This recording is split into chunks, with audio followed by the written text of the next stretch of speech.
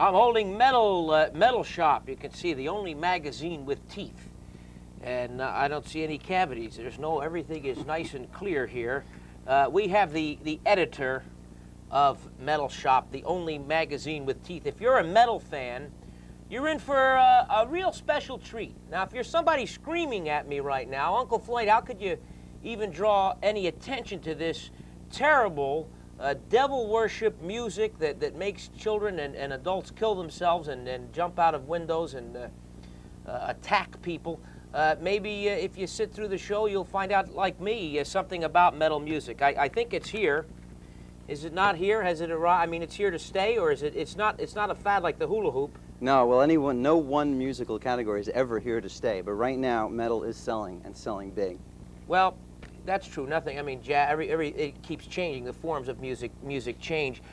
Just before we get talking about your magazines, by the way, you're the editor with 5, but you've published in how many magazines over the years? Well, I started in 1974 with a paper called the Aquarian Weekly in New Jersey, and I'm now editor at Sterling's Magazines and put out 16 different metal magazines in the course of 12 months. Would you have any idea what the combined readership of the 16 magazines is? Yeah, there are approximately 125 to 175,000 per magazine. So that gets past to maybe 500,000 total eyeballs. Sets of eyeballs that see it might be about 500,000. It's a lot of readers out there, yeah. Yeah. What's the demographic of the reader of Metal Shop or Metal Maniacs or any of your publications? Well, the funny thing is, metal music traditionally has been a male-dominated music. Sterling's Magazines, the company that I work for, operates out of a teen base, and young girls buy the magazine. So we're sort of putting together the teen magazine appeal with the young girls, with the metal music, which is the boys, thus the big readership. Well, how dangerous is all this? I mean, you know, there's people who only hear that, my God, they're not allowed to have a concert now in Connecticut because somebody got hurt or killed. Now they don't want them here, or this town voted no metal music. People want to burn records. Other people have really attacked it, saying it's devil worship. We hear everything. Now, how dangerous is all this? Well, you listen to this stuff and you'll kill yourself, basically. Anybody that's going to do anything crazy like that is going to do it, whether they listen to metal music or not.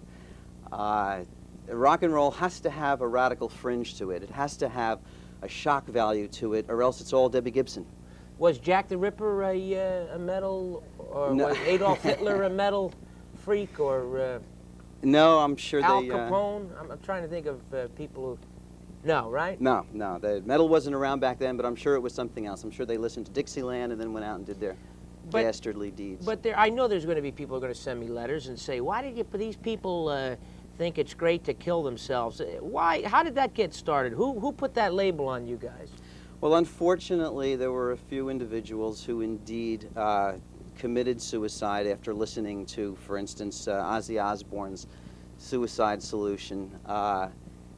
And, you know, you get right down to it and you listen to the lyrics. This is all old news, but you listen to the lyrics of Suicide Solution and it's about alcohol. Alcohol to Ozzy was a suicide solution. Solution meaning a liquid, not a way out. It was suicide for you to drink. It's an anti-alcohol song. But the public in general, who never heard the lyrics or listened to it properly, didn't come up with that conclusion, right? Well, the kid offed himself, and they say Suicide Solution, bingo, it's the music's fault. But they never blamed the music when Charles Manson listened to the Beatles and thought that the White Album, that they were talking directly to him, and he killed those people. No one blamed the Beatles. You didn't blame J.D. Salinger for writing Catcher in the Rye when some jerk goes and kills John Lennon, thinking he's the protagonist of that novel, Holden Caulfield. Where do you draw the line? Well, that's just my next question. Where do you draw the line on censorship? I think it's terrible that they have to put a censorship on a record album or anything. You know, how do you feel about that? I don't know. Warning stickers don't really scare me too much. Big deal. It's meaningless. There could be a warning sticker. That's fine. The kids will just buy more of them because they'll think the record is hotter. It just worries me that the people that control that right-wing sort of thought are very powerful right now. And the same kind of mindset shut down Hollywood back in the 1920s. It's a scary thing. They have a lot of important ears that are listening to them. and they want to shut down this music. But this has been going on since the 50s. I mean, when rock and roll first started, they called it the devil's music, and you see the old film clips of the mayor of Jersey City saying, oh, we're not going to allow this devil-inspired music here in Jersey City. That was back in the 50s. Well, if you go back to the 1880s and 70s, the banjo was called the devil's frying pan. And it was so, people were repulsed to even have a banjo was not acceptable at all. And piano players who didn't play classical were also ostracized. Musicians in general have been ostracized, and I even heard that some of the great classical artists were kind of stoned and had rocks thrown at them. I mean, people like I don't know if Beethoven is one of them, but in that league. But really, what is the percentage of all this? I mean, is the average 16-year-old into Ozzy Osbourne? Is there a percentage that you could tell me how many? What's the percentage of 16-year-olds that are into Guns N' Roses? Is there any statistic that you know of? Well, that's tough, but 16-year-olds, for instance, yeah, they like Guns N' Roses. They like Ozzy Osbourne. Ozzy Osbourne's incredibly popular. I think that the music is being pointed out as a negative influence to youth today because there's a lot of death is a very popular subject in heavy metal. The fear of it. There's a lot of very creative songs in the metal genre dealing with death, but hell, it's also it's a very popular motivation for horror novels. There's always been a fascination with death and the macabre. Metal just brings war that out. Pictures and westerns. I mean, we go on and on. There's a lot of death in all of our art form. Yeah. There's no That's doubt. Another way to look at it. The metal musicians bring it to the fore. They use shock value because, again, it's supposed to be. But other artists will argue that it's self-inflicted with heavy metal. In other words, a war is not, you know, nobody says, hey, I want to go join an army and get shot. I want to go to the front trench and get killed. But a lot of people, I say idiots or people who are unaware, will go out and just say, hey, I think heavy metal means you're supposed to listen to the song and then go kill themselves. Well, that's back to silly. that again. Yeah, that's silly. You know, So it's not that. No, heavy metal is a loud, brash, ugly, grating kind of music that's monodimensional, and that dimension is power. And if you like that power, and if that visceral feeling of that music gets to you, it's only rock and roll. And we'll be right back with Mike Greenblatt, the editor of Metal Shop and other magazines, but Metal Shop is the only magazine with teeth. And we'll be right back right after these important.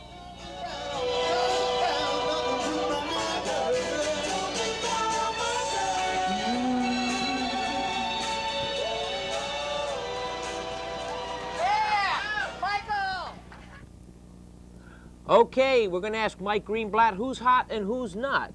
Well, let me... First of all, My Girl, what was all that? Oh, Isn't that go back to September of '64? No, I'm going to kill your producer, Charlie, over here. This is terrible. That was at the See, New you're Music going to... Seminar. Already, we just said that this stuff is not dangerous. Now you're going to go kill our producer right after the show. That was the New Music Seminar, and they had a booth where any idiot could get up and sing a song to a backing track. Including Steve And Leeds and people like that. A lot of people got up and sang songs. Most of them were ignored, and I like to sing, as we all do. So I got up and sang a tune, and Charlie happened to be right there. You're dead. Charlie Frick. You're dead. Greg. Oh, and Greg, okay. Now, who's hot and who's not? I know that Charlie and Greg and Pat are not hot right now. Who's hot and who's not? Let me preface that by saying that I have to, in my job, I have to listen to a lot of crappy music. That's my job. I listen to bad music. There are some nuggets of gold within that stuff. There's some bands that are coming up now in the metal genre that are really good. Sea Hags from San Francisco, a terrific band produced by Mike Klink, same guy that produced Guns N' Roses' Appetite for Destruction record. Soundgarden from Seattle, terrific new band. I tend to like, personally, the speed metal bands, the thrash bands, the bands with some shock value, because when I listen to music, when I listen to metal, I should say, I don't listen to it for melody or for harmony. In fact, I don't even want any melody or harmony when I listen to metal. I have this theory that people that need their melody and harmony in metal don't listen to other forms of music. They only listen to heavy metal. You listen to other forms. Yeah, country music, jazz, gospel, classical, Latin. there's a lot of great music out there. Metal is great. I love it. It's just that there's a lot of bad bands out there making money right now. But that sounds pretty unique. I don't think, does the average metal fan listen to all different types of music? Do they enjoy that, or they have that appetite? No, the average metal fan is a lot younger, and when I was their age, I only listened to rock and roll too. Rock and roll is easily accessible. It's handed to you on a platter. It's a gut music. You don't have to think about it too much. It feels good. The average metal fan, they're 13, they're 14. This is their first foray into serious music listening. They'll get older. They'll discover other musics. What about magazines like Hit Parader, which I think has been around since... been around a long time. Yeah, that's been around a real long time. They're all metal right now. They're all metal right now. They're all metal. They switched over, so... metal sells. Rock and roll doesn't right now, unfortunately. When was metal born? Is that... Well, you know, metal has always been with us, really. You know, even back in the 60s with Blue Cheer, you know, remember Summertime Blues, Iron Butterfly, Ted Nugent and the Amboy Dukes with Journey to the Center of Your Mind. Metal is just a phrase for loud, hard rock. My top 10 albums of the year, for instance, which will be published in the next issue, I would say 8 of the 10 metal albums for 1989 are not specifically heavy metal records. This year is the year of Metal Plus. There's bands that give you that dose of metal, but add something to it. For instance, 24/7 Spies from Brooklyn, a black band. Terrific metal, but they add hip-hop, they add funk and rap. Other bands add blues. Some of them have country influences. I mean, metal is spreading so that it's now in the mainstream and it's incorporating other elements. You mentioned the black band from Brooklyn, right? 24/7 Spies. They're great. What is the percentage of maybe our black audiences embracing heavy metal? Not yet. Not yet. Not yet.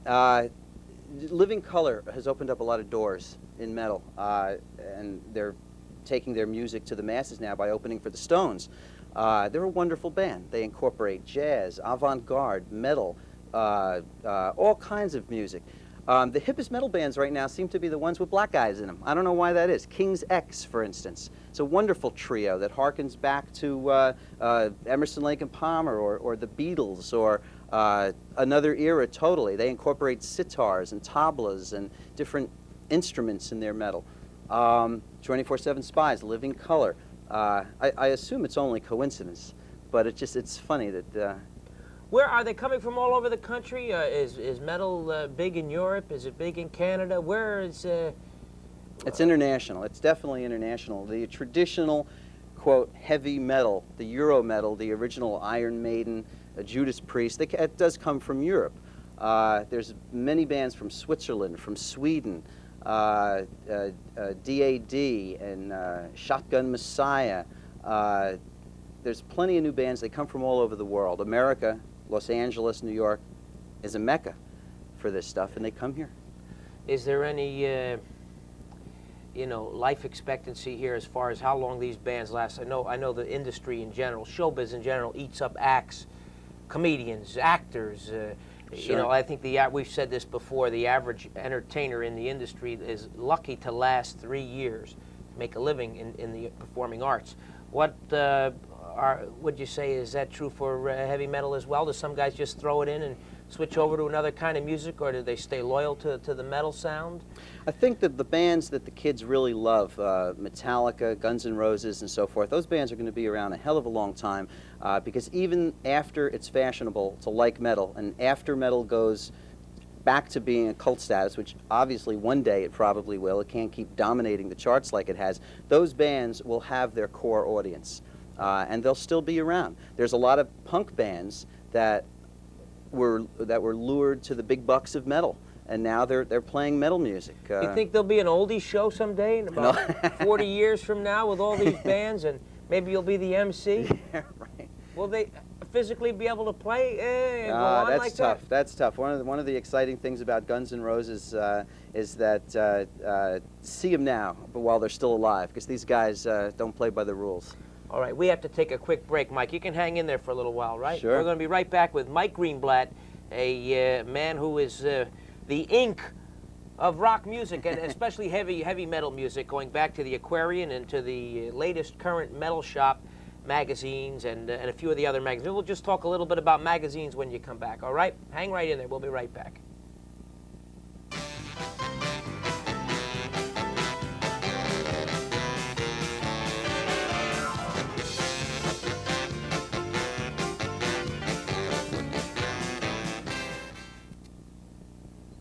Let's talk about Sports Collectors Dugout, 276 Broadway. That's also called Route 4 in Elmwood Park, New Jersey.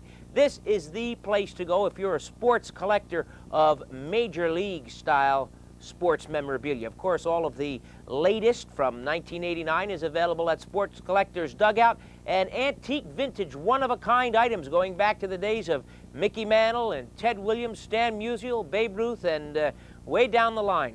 At Sports Collectors Dugout, they'll order anything for you that maybe you just can't seem to find anywhere. They also take consignment items and buy out old-time collections. At Sports Collectors Dugout, you'll find that they have everything from uniforms to trunks and floor mats and gifts that you can't find anywhere else. I guarantee you, whether it's a gift certificate or that special holiday gift, a birthday gift, or maybe you just want to browse around, it's Sports Collectors Dugout, 276 Broadway, Route 4 in Elmwood Park, New Jersey. And write that number down. If you're driving home right now in your car, write it down on the dust on your dashboard. We're also brought to you by Uniquely For You, Post Office Box 1412 in Union, New Jersey, for that free catalog we have been talking about, sending you jewelry discounted up to 75%. Many one-of-a-kind items made out of every kind of fabric and mineral imaginable, made by artists in New York. The most unique collection of jewelry and earrings and heavy metal jewelry, skulls and snake jewelry and everything else. It's Uniquely For You. Or you can give that phone number a call right now and have one of the catalogs sent to your home, or better yet, go down to the Avenel Flea Market every Saturday and Sunday on Rahway Avenue in Avenel, New Jersey, and take a look at the Uniquely For You boutique. There you will find everything, all kinds of pins and rubies and diamonds and gold and sapphire, and on we go. Uniquely For You. Don't forget to mention the Uncle Floyd Show when you patronize our sponsors.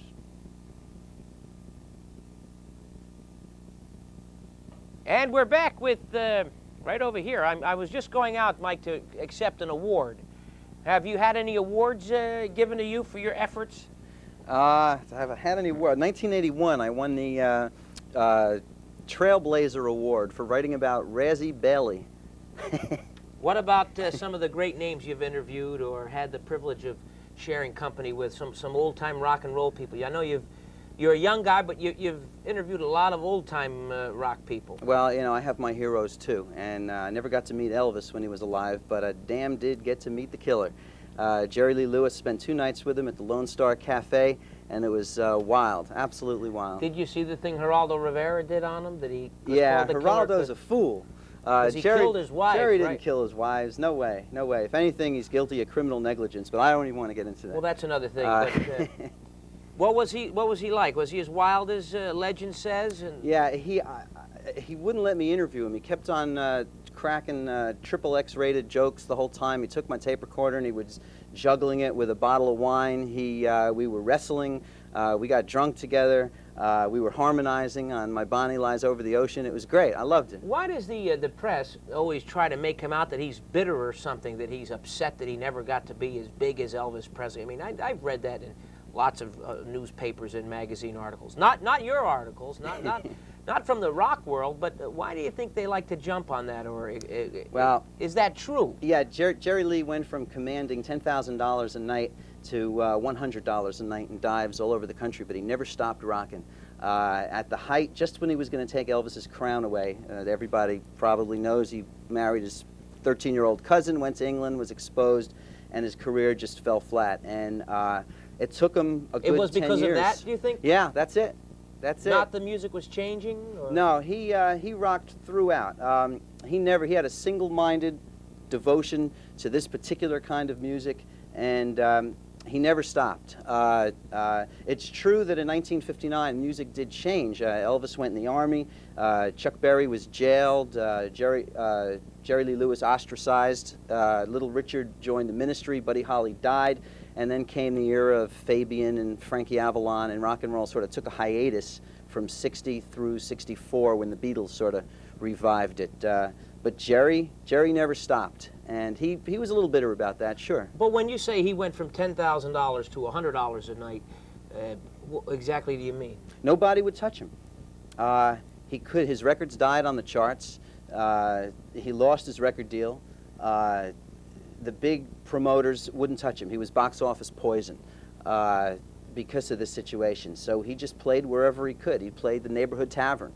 and he just kept going during that whole time. Yeah, I know society and a lot of the people in the industry put you down if you don't maintain the top shelf price tag on an act. Because I too, like any entertainer who stays around a long time, your price will vary. You don't always get 10 grand a night. And I know acts earn his tub. A lot of country western acts did that. They played anywhere to make a week's pay. Sure. I know James Brown is probably the king of that kind of showbiz. His price will vary. And Yeah. now I don't know what he's getting. Well, his stock went down a little bit, unfortunately, but he's one of the greatest. But I always like Jerry Lee Lewis. A whole lot of shaking going on to me. His original version. That's the essence. That's it. Jerry Lee was dangerous. Lock up your daughters. You know, Elvis was the guy next door compared to Jerry Lee. There's some songs that most people never heard, some B-sides and some songs that weren't hits that were positively demonic, no doubt. Really? From Jerry Lee Lewis. I wish maybe you bring him with you next time you come by. I'll bring the sides. We could. What did he think of you didn't talk to him since the movie came out, right? No, I haven't. But he's playing in New York this Saturday, and I hope to see him again. What do you have to say about a young band out there that may be watching that aspires to be a heavy metal band and they're working in a garage now? What advice do you give them? How do they get into the big time or the success here? I mean, these acts like Guns N' Roses, these people are making millions of dollars. They're highly successful, and that's a turn on to a lot of people out there. How do they get a piece of that pie? Well, you have to have devotion. You have to have a single-minded kind of devotion to your craft. Just got to keep playing. Obviously, you have to write your own material because you're never going to get past a certain stage if you're a cover band. Once you start writing your own material, you've just got to keep at it. Even though it seems like you're never going to get anywhere, these bands just kept at it. And ultimately, you have to promote yourself. You have to get somebody to write a bio for you. You have to get somebody to take a good picture of you. You have to get a good demo tape made. There's You certain have to stay away from bad management, too. Bad management. Another big trick. Bad publicists. Yeah. I get stuff in the mail from publicists all the time where we laugh at and throw it right in the garbage. And I won't even listen to a band if a bio comes in and it looks horrible, or if a picture comes in and they look like a bunch of fools. You got to get past the bio and the picture first, so you need a good team. Good. We'll be right back with Mike Greenblatt. We have some more to touch up and wrap up this show about heavy metal music and a little rock and roll and everything else thrown in, so hang on to those seats.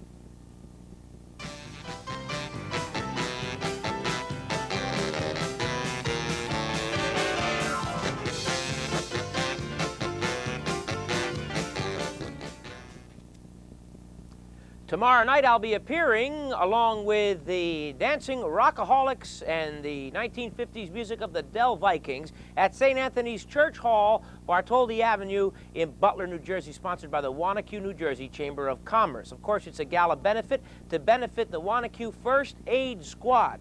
Now, if you'd like tickets or information, call area code 201-839-0465, 839-0465, or 5812, or 4233. Once again, for tickets and information for the show that I will be hosting, featuring the Dell Vikings and the Rockaholics and yours truly, Uncle Floyd, call 839-0465, 5812, or 4233. It's to benefit the Wanacue First Aid Squad at St. Anthony's Church Hall, beautiful auditorium, tomorrow night. It's, of course, a show and plenty to eat and drink and dancing as well.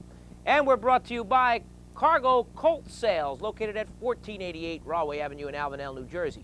Now discounting all Halloween items as high as 50% off of anywhere else. That's right, if you go to any major store and see Halloween items, masks, wigs, makeup, accessories, you'll find out that they're 50% discounted at Cargo Colt Sales. Why there's no overhead, why they're only open on Saturday and Sunday, you save all the dough. They deal direct with the manufacturers, and you save 50% at least when you go to Cargo Colt Sales at Avenel Flea Market, or you can give that phone number a call and get more information. And don't forget to mention me, whether you want a wig or a clown costume or something really bizarre for Halloween. They have it all there, just like everything you see everywhere else. Halloween headquarters is located at Cargo Colt Sales, Avenel Flea Market, 1488 Rahway Avenue, only a hop, skip, and a jump away from the Rahway State Prison. Don't forget to mention yours truly, Uncle Floyd, for that special discount. And we're back. Mike, I have a question before we talk about your little partner there. Who is the finest voice in America today? Ah, that's easy. August 11th, 1989, changed my life. I went to see a singer named K.D. Lang, and she's God. It's as simple as that. I devote the rest of my life to being a missionary for K.D. Lang. She's Elvis and Judy Garland and Patsy Cline all rolled into one.